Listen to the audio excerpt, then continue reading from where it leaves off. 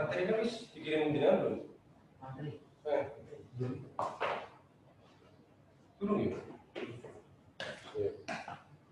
Ini ada soko bikin.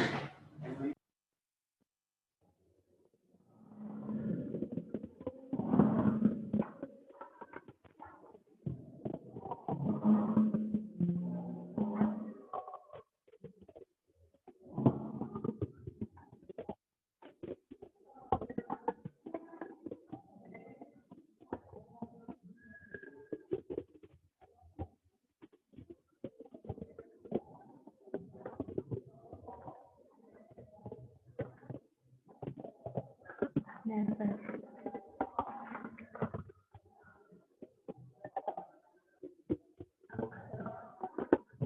nanti ini mana minta tolong dia bikin nggak untuk Netflix.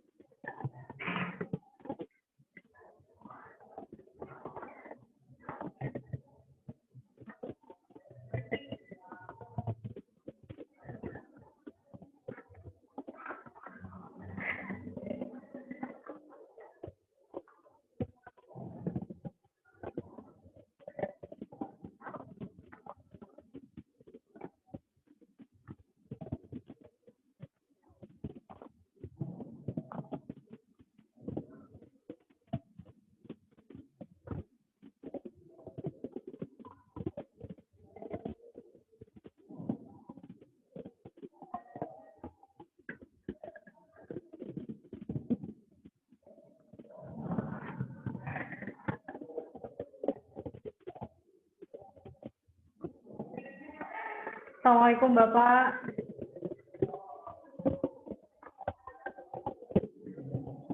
Suara saya terdengar jelas Bapak.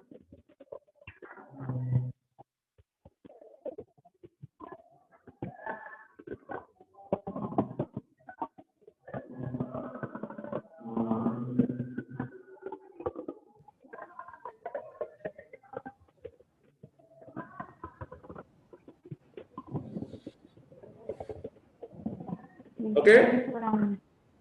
Ya, suara saya terdengar jelas ya Bapak. Oh, apik. Terima kasih. Assalamualaikum Pak Ganjar. Perkenalkan nama saya Putri. Ya, Oke, perkenalkan silakan, nama silakan. saya Putri. Iya, Pak Ganjar. Perkenalkan nama saya Putri. Ini di program Bangga Magelang. Jadi ini di Magelang TV, nama programnya Bangga Magelang. Ya, insya Allah nanti akan 30 menit. Semuanya sudah siap? Ya. Kita mulai, Bapak.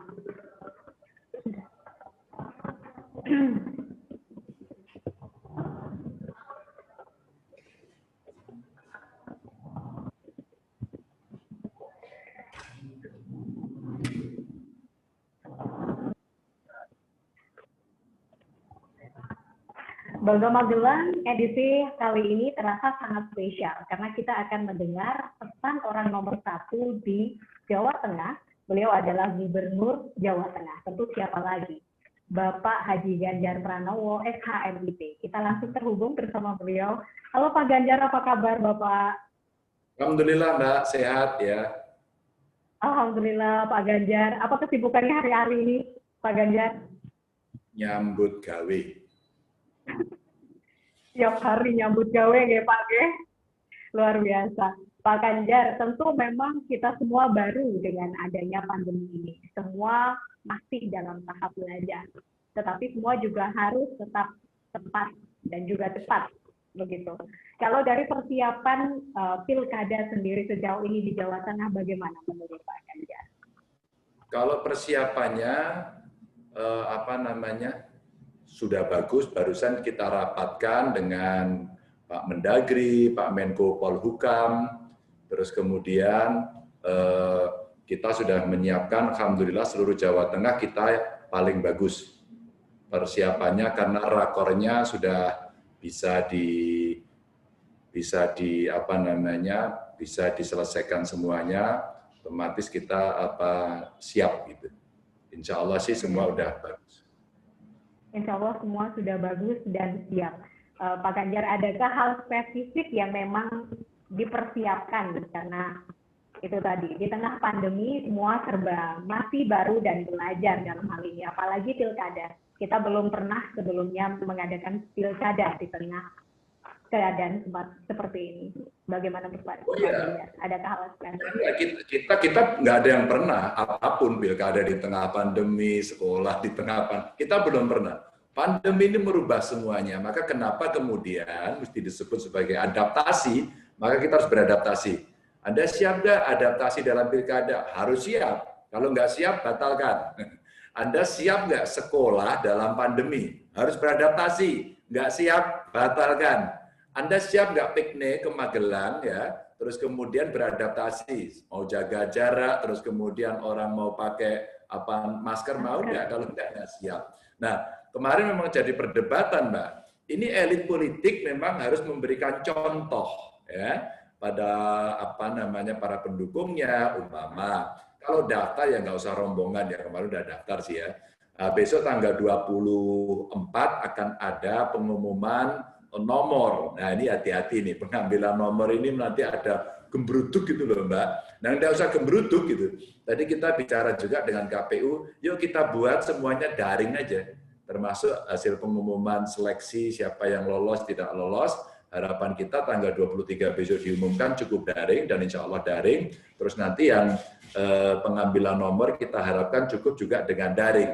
Maka kalau itu bisa dilakukan, kita bisa mengurangi kerumunan. Dan ini menurut saya sesuatu yang penting. Maka KPU menyiapkan, pemerintah daerah mendukung menyiapkan, Forkompimda dan keamanan menyiapkan, itulah menjadi sesuatu adaptasi kita. Kita beradaptasi. Ya, kita belum pernah pilkada dalam pandemi ya. Yuk kita siap-siap yuk. Gitu.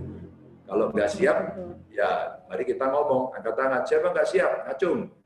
Kalau nggak siap semuanya, ya sudah. Atau sebagian besar nggak siap, ya sudah kita batalkan saja. Ya, memang menarik sekali ya Pak, di mana kita harus beradaptasi seperti tadi yang disampaikan Pak Ganjar. Ini memang bukan perkara mudah, di mana kebiasaan kita dalam berdemokrasi, dalam melakukan pilkada, ini karena mungkin kita masyarakat yang bergotong royong ya Pak ya, sukanya berkerumun, apa-apa bergerombol begitu. Bagaimana mengantisipasi hal tersebut Pak Ganjar? Diedukasi, diatur, kalau perlu ya, kalau ramai kita bubarkan. Maka saya bilang tadi, edukasinya siapa ya? Yang harus terlibat pertama adalah elitnya. Elitnya siapa? Ada calon, ada pengusungnya. Pengusung bisa partai politik atau yang pendukung untuk kalau ada calon perorangan. Nah, kalau itu bisa dikendalikan, maka insya Allah Mbak nggak akan ada yang terpapar ya pada soal ini. Tadi saya tanya seluruh Indonesia kurang lebih 68 Mbak calon yang positif COVID. Calon yang positif COVID. Bahaya kan? Di Jawa Tengah kemarin datanya ada 1. Orangnya sudah kontak dan alhamdulillah katanya sudah sembuh, sudah membaik, sudah negatif begitu. Nah, ini penting untuk kita sampaikan kepada publik bahwa jangan meremehkan, ojo ngeyel. Kami tahu bahwa ini pesta demokrasi, tapi enggak boleh ugal-ugalan. Harus tetap konsentrasi penuh, menjaga jarak, pakai masker, dan itu harus menjadi kebiasaan baru yang mesti kita sampaikan begitu kepada masyarakat. Betul, kebiasaan baru, beradaptasi dengan hal baru. Semua tidak mudah, tapi bisa dilakukan dengan bersama. Pak Ganjar, beberapa saat yang lalu, tentu kita semua tahu ya, kita semua mengikuti kegiatan Pak Ganjar di sosial media. Siapa sih yang nggak mungkin di wilayah Jawa Tengah? Pak Ganjar kemarin sempat berkunjung ke Kota Magelang. Kalau dilihat dari Kota Magelang sendiri, seperti apa Pak sejauh ini? Karakteristik orangnya dan bagaimana dalam mereka berdemokrasi? Oh ya, kalau Kota Magelang kan kotanya kecil ya, bahkan kecil banget gitu. Jadi sebenarnya lebih terasa guyupnya. Kalau saya bicara dengan Pak Wali Kota, itu sekali rapat sebenarnya lurahnya semua bisa ikut. Artinya rentang kendali pemerintahan dari sisi geografisnya sebenarnya sangat menguntungkan. Menguntungkan itu karena kecil, kayak bola bekel sebenarnya bisa lebih lincah. Ini kalau saya melihat. Karakteristiknya masyarakatnya bagus, kesantunannya, guyupnya, menariknya itu luar biasa. Dan julukan sejuta bunga itu sebenarnya membuat orang berbunga-bunga juga. Bahagia kan lihat kalau masuk kota Magelang itu suasananya seneng gitu ya. Seneng, menarik, bunga-bunganya banyak, bersih, rapi, nyeneng gitu. Terus kelingan kupat tahu gitu kalau saya sih. Nah, itu tentu menarik. Kalau sudah sampai alun-alun maka alun-alun kemudian menjadi pusat keramaian kan. Orang foto-foto di tulisan, ada patung Diponegoro, di ujungnya ada bangunan-bangunan heritage yang bagus. Sebenarnya Kota Magelang menurut saya sih asoi itu. Menarik. Oke, menarik dengan tadi nyenengke. Tadi sempat disampaikan Pak Ganjar kupat tahunya. Ada makanan lain yang Pak Ganjar spesial banget menurut Pak Ganjar di Kota Magelang ini? Saya sih hobinya kupat tahu. Kalau mau seger-seger ya sop senerek. Terus ada soto yang enak banget itu.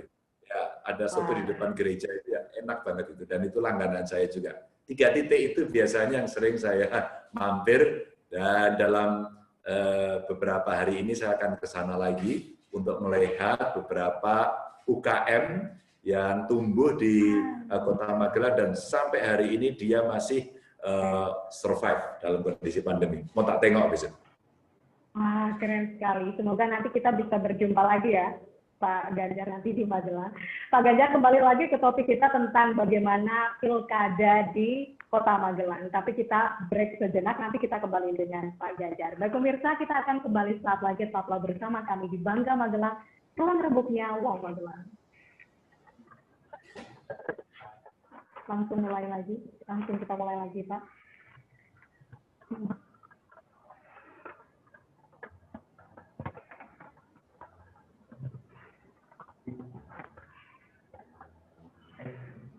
Baik pemirsa, Anda masih bergabung bersama kami di Bangga Magelang, ruang rebuknya Wong Magelang. Bagi Anda yang belum mengikuti sosial media kami, segera follow Instagram kami di @magelang.tv dan juga jangan lupa subscribe YouTube official kami di Magelang TV.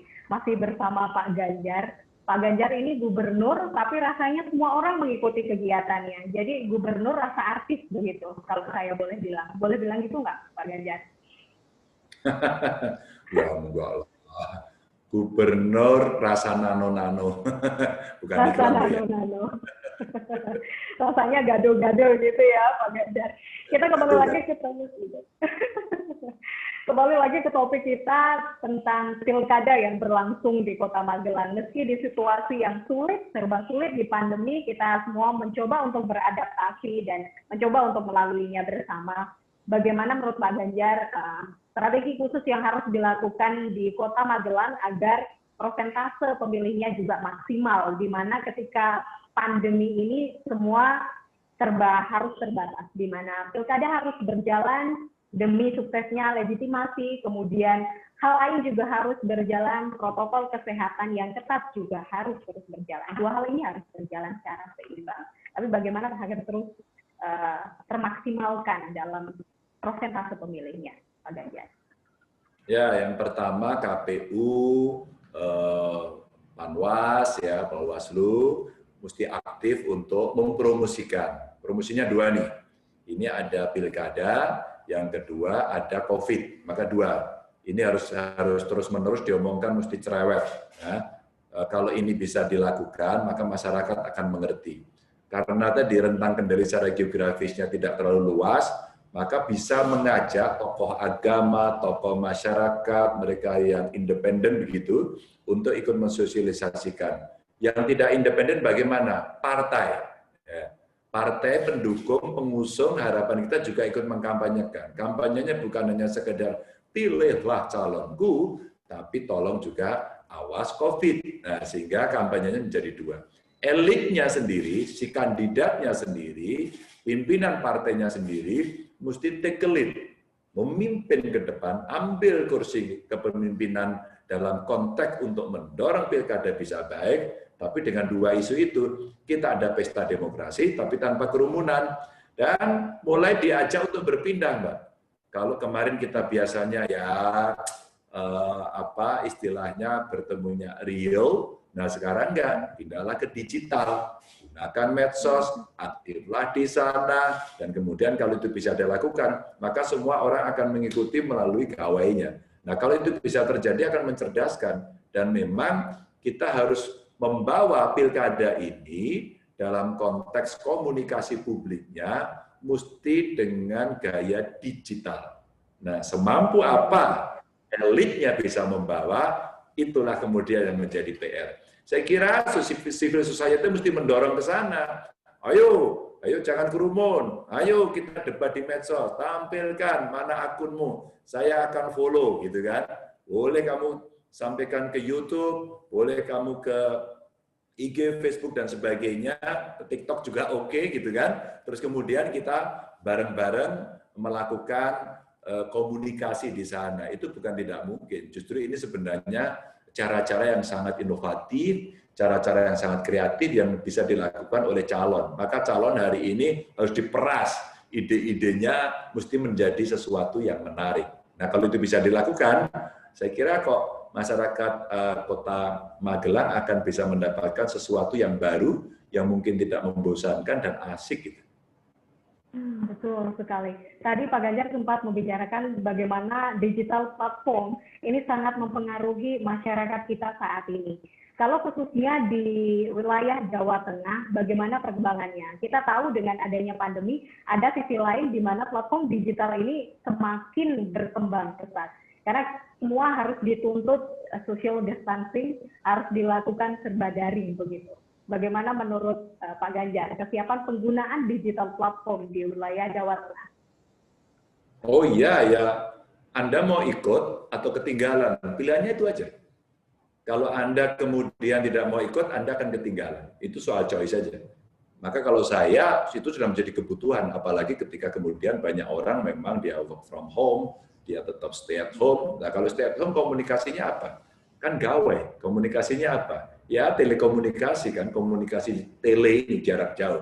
Dan itu hari ini platform yang paling gampang adalah yang medsos itu kan. Nah itu yang saya mendorong kawan-kawan untuk menampilkan ide-idenya, komunikasinya, semua melalui medsos atau melalui daring begitu ya. Dengan cara itu kan kita sebenarnya bisa tetap komunikasi, jaga jaraknya juga bisa terjaga, maka protokolnya dipenuhi, tapi idenya nggak hilang. Bahkan mungkin lebih baru lagi. Siapa tahu, umpama nih saya maju wali kota Magelang gitu ya, yuk lomba nge-vlog bagaimana kotaku. Wah besar dulu idenya muncul. Yuk lomba nge-vlog sekarang ide kotaku bersih dan ngelola sampah dengan baik. Siapa bisa? Bagaimana kotaku yang kecil mini ini bunganya tidak sejuta tapi berpuluh-puluh juta. Maka bagaimana lanskap ini mesti dibuat? Bagaimana menjaga lingkungan? Bagaimana bergotong royong? Bagaimana toleransi? Wah, itu nggak habis-habis, Mbak. Keren banget. Yang menang dapat kaos. Jadi kaosnya nggak hanya dibagi kan? Atau nggak menang lah, yang berpartisipasi dapat kaos kan? Ada money politiknya kan? Dan kaosnya dibuat yang bagusan begitu kan bisa jalan. Ini saya kemarin beli kaos ya, jamu gendong. Gendong. Ya. Iya bagus. Ini di Magelang di sekitar Borobudur Menari. Ini ada Candi Borobudur di sini. Jaketnya dibuat oleh anak muda yang sangat kreatif dengan posisi Jawa Tengah, tapi yang buat anak Pemalang. Kemudian ditulisi. Jadi sebenarnya orang-orang akan bisa melihat sesuatu yang sangat kreatif dan anak muda mesti suka daripada saya besok akan mensejahterakan apa bentuk saya besok akan mereformasi birokrasi pripun carane. Nah itu sebenarnya istilah saya, mohon maaf kalau ada yang tidak berkenan, tapi politiknya jangan berat-berat. Ajaklah mereka partisipasi dengan diksi yang bagus, komunikasi yang gampang, seperti istilah anak sekarang itu direcehkan gitu ya. Sehingga semua akan bisa berpartisipasi dari indil-indil, anak-anak kecil sampai ondol-ondol yang gede gitu. Tadi disebutkan beberapa kali di mana pemuda ini bagaimana berpartisipasi aktif. Seperti apa sih pemuda di pandangan Pak Ganjar dengan keterlibatannya dalam pilkada dan juga mensukseskan pilkada ini? Ya kalau dia punya harapan, punya masa depan, bukan hanya sekedar rebahan dan jomblo akut gitu ya, mereka mesti partisipasi. Nah orang kan cuma nahan ngenes kan, nahan ngenes itu nanti akhirnya sakit hati, imunnya turun, nggak bahagia bablas gitu. Kalau nulis menjadi kalimatnya haters gitu kan, nggak asik. Maka pemuda harus bilang, oh ini harus solusinya begini, saya mau ikut terlibat. Nasib kota Magelang di tangan saya. Maka satu suara saya akan menentukan. Wow, keren. Tinggal nanti usul. Di debat nggak apa-apa calonnya. Ajak berpikir keras. Kasih pertanyaan ini. Kalau nggak ngomongin, Anda nggak layak. Gitu. Atau Anda hebat. Kan gitu kan asik lah. Maka demokrasinya menjadi menarik. Ya, jangan bawa isu-isu sara. Nggak bagus. Pakai ide dong menyelesaikan persoalan yang ada di Kota Magelang gitu. Baik, terima kasih Pak Ganjar. Kita kembali lagi setelah break satu ini. Pemirsa tetaplah bersama kami. Sesaat lagi. Oke. Ya. Baik. Lanjut, ini segmen terakhir Pak Ganjar. Ya.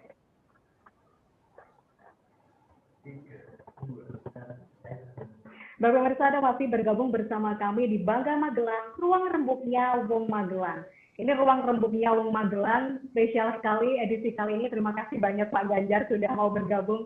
Ini rasanya semua orang Magelang pasti menunggu pesan dari Pak Ganjar untuk pilkada ini seperti apa. Tapi sebelum memberikan pesan, mungkin tentu tadi kita sudah sempat membahas ya Pak, beberapa dampak positif mungkin ya, jika boleh kita bilang, dampak positif dari adanya pandemi. Kita mulai beradaptasi dengan keadaan. Kita menjadi lebih sehat dengan mengikuti protokol kesehatan. Kemudian digital platform juga semakin berkembang begitu, di mana orang-orang harus lakukan semuanya dengan social distancing atau dilakukan di rumah gitu. Kalau dari kelebihan ini, adakah kelebihan lain di tengah pandemi yang menurut Pak Ganjar dirasakan juga oleh masyarakat di Jawa Tengah, Pak Ganjar? Oh, kalau saya melihat kelebihan sekarang luar biasa. Banyak kelebihan tapi tidak terungkap. Apa coba? Semangat untuk survive. Itu kelebihan. Spirit untuk bertahan. Itu kelebihan. Akhirnya memunculkan kreasi-kreasi yang luar biasa, yang kemudian, oh dulu nggak ada, sekarang ada. Coba aja bayangin ketika kemudian orang jualan dulu nggak laku, sekarang di rumah jualannya malah naik. Karena dia mendigitalisasi ide-idenya, cara-caranya dengan menggunakan platform yang ada, dan itu solusi. Sekarang menarik. Kalau saya sih ngamati justru yang paling menarik adalah di situ. Hari ini itu sudah memaksa kita semuanya untuk berkreasi, untuk tidak mandek dalam pikiran-pikiran yang mainstream. Maka banyak kemudian yang anti mainstream. Saya nggak suka cara itu. Jualan di pinggir jalan, enggak lah, sorry ya. Jalan saya adalah digital, wah gitu kan, tetap social and physical distancing-nya kan berjalan. Maka ada banyak kelebihan. Ya sekarang orang-orang kelebihannya bagus Mbak, sering cuci tangan kan, sering banget kan. Padahal udah puluhan tahun loh gerakan cuci tangan dunia itu gagal. Pandemi ini ada bagusnya juga gitu. Nah, tapi sisi lain tetap rasa kemanusiaan, relasi manusianya menjadi penting. Nah ini nilai-nilai Pancasila juga kan, kemanusiaan yang adil dan beradab kan. Mesti menjaga persatuan, ojo gelutan, lagi susah, ojo miso-miso, ojo ngamuan gitu, baperan gitu kan. Ayo gotong royong selesaikan masalah. Tetangga rumah nggak bisa makan, nggak usah marahin lurai. Ayo iuran kita bantu, kan itu nilai-nilai kita ya. Jadi sebenarnya empati, simpati itu menjadi kemudian muncul. Banyak sih Mbak sebenarnya dari belajar pandemi ini orang bisa punya nilai-nilai positif. Kalau mikirnya positif. Yang penting mikirnya positif ya Pak Ganjar. Kalau dari segi pariwisata Pak Ganjar, seperti apa? Ya, pariwisata terjun bebas kemarin nggak bagus kalau pariwisata. Secara bisnis nggak bagus. Karena pariwisata itu biasanya kerumunan. Maka kemudian kita belum punya cara untuk pariwisata tapi digital. Mungkin orang bisa melihat tapi nggak puas. Umpama kemudian lihat YouTube gitu ya, terus kemudian melihat, oh patung Diponegoro itu seperti apa sih, kok kayaknya alun-alunnya keren banget ya, saya pengen datang gitu ya. Tapi mungkin orang bisa cukup, udah ada kok di YouTube gitu. Terus kemudian ada kok di beberapa video-video pendek yang diupload oleh masyarakat, orang cukup deh saya ngelihat gitu, emang keren gitu. Tapi kan ada yang nggak puas kan pariwisata, saya mesti datang, mesti melihat apa namanya menara air di alun-alun atau menikmati kuliner ya. Tapi ya kalau itu mesti mau dilakukan ya harus dengan protokol ketat ya. Apalagi kalau Kota Magelang kan identik dengan tetangganya di kabupaten, kemudian ada Borobudur, satu tempat yang sekitarnya sangat menarik, atau arung jeramnya ya bisa dilakukan. Sebenarnya pariwisatanya banyak asal protokolnya oke. Meskipun kadang-kadang sulit, Mbak. Ini maka khusus untuk pariwisata tidak mudah kita menghidupkan. Makanya kalau kemudian kita uji coba dengan membatasi jumlah pengunjung dan sebagainya, ya itu mesti ditaati. Semua mesti mengedukasi dan semua mesti sadar diri agar 3M-nya tetap selalu dijaga, protokolnya ketat, karena kita tidak sedang melindungi diri kok. Ini juga melindungi orang-orang tersayang, sekitar, kiri, kanan kita, dan sebagainya. Gitu, Mbak. Betul sekali. Di mana semua harus berjalan sesuai dengan protokol kesehatan. Meskipun ketat, meskipun membatasi ruang gerak, tapi itu untuk saat ini adalah yang terbaik. Meski di sisi lain memang warga Indonesia itu seperti tadi Pak Ganjar menyampaikan, nilai-nilai kita adalah nilai-nilai yang bergotong royong, memang suka berkerumun, tetapi di situasi seperti ini banyak hal yang memang harus diperhatikan. Bukan diri kita sendiri, tapi orang lain. Pak Ganjar, terakhir apa pesan yang ingin disampaikan kepada masyarakat Magelang terkait pilkada di tengah pandemi? Gunakan haknya dengan baik, nggak usah gelutan, mari buat narasi yang positif, dan kita tentukan nasib Kota Magelang oleh kita sendiri. Terima kasih banyak Pak Ganjar. Nasib Kota Magelang ada di tangan kita sendiri ya Pak Ganjar. Terima kasih banyak. Semoga nanti kita bisa bertemu lagi, berjumpa lagi, ngobrol lagi. Ini rasanya seru sekali ya. 30 menit rasanya kurang sekali. Semoga nanti ada kesempatan lagi. Selamat beraktivitas Pak Ganjar. Salam juga untuk keluarga. Itu dia pemirsa obrolan menarik. Terima kasih. Obrolan menarik bersama Pak Ganjar, Gubernur Jawa Tengah. Seperti apa yang disampaikan Pak Ganjar, semua bisa kita lalui bersama dengan mengikuti protokol kesehatan. Semua bisa. Saya Putri Rahmadani, sampai jumpa. Terima kasih banyak Bapak atas waktunya. Sama-sama Mbak. Ya. Oke.